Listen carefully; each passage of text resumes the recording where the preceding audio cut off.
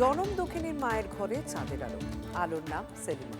সুন্দরবনে অজগায়ের মেয়ে সেলিমা। কেন্দ্রীয় সরকারের প্রবন্ধ প্রতিযোগিতায় সেরা হয়েছিল যে মেয়ে, ডাক পেয়েছিল লালকেল্লায়। সেই মেয়েই টাকার অভাবে যেতে পারছে না দিল্লি।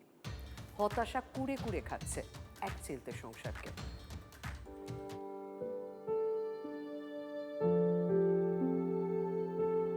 ওই যে বসে আছে দেশ, দেশের নাম সেলিমা। দেশের দু চোখ বেয়ে জল। হয়তো জলের নাম গঙ্গা, হয়তো জলের নাম যমুনা, অথবা জলের নাম হতাশা। সেলিমার হতাশার কারণ আর্থিক অনটন, অভাব।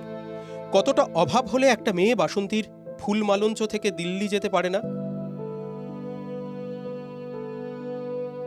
কেন তুমি যেতে পারবে না কেন? আমাদের পরিবারের অবস্থা প্রচুর খারাপ। এই ঘর, এটাই ঘর। এখানে থাকে সেলিমা।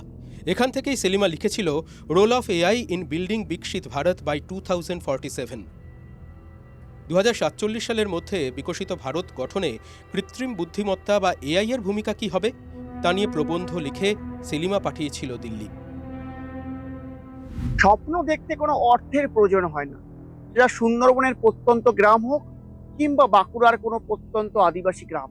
সেলিমা যে পাড়ায় থাকে সে পাড়ায় এআই তো দূরের কথা, কম্পিউটার কেউ হাতে দেখেনি, কখনো ছুঁয়ে দেখেনি। আমি বিকশিত ভারতের সম্পর্কে একটা এআই লিখেছিলাম, সেটা সিলেক্ট হয়ে গেছে। দিল্লিতে যেতে পারবো কিনা তার কোনো সম্ভাবনা নেই। পড়াশোনা ভালো করে, একলা একলা টিভিশনে যায়, একলা একলা রাত 1টায় থেকে ভোর 4টে অবধি টিভি ঘরে পড়াশোনা একলাই করে, কারো ডাকতে লাগে না। সেলিমার প্রবন্ধ দিল্লি পৌঁছেছিল, সেলিমা পারল না। 15ই আগস্টের অনুষ্ঠানে সরকারি আমন্ত্রণ থাকা সত্ত্বেও শুধুমাত্র টাকা না থাকায় সেলিমা অতিথি হতে পারল না লালকেল্লায়। হতাশ বাবা আক্ষেপ করছেন, মেয়েকে স্বপ্নের উড়ানে তুলে দিতে না পারার আক্ষেপ।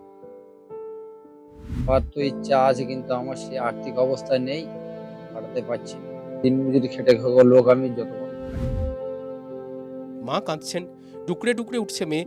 হাড় গিলগিলে ঘরটা যেন লজ্জা পাচ্ছে। ঘরের মাথায় টুকরো কালো পলিথিন যেন মুখ লুকোচ্ছে। সেলিমার পিসি বলছেন, চাঁদের টুকরো মেয়ের মুখে অমাবস্যার আধার সহ্য হচ্ছে না।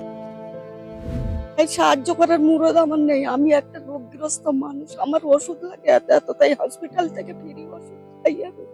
সাহায্য করে তাহলে আমার ভাইজিটা যেতে পারবে।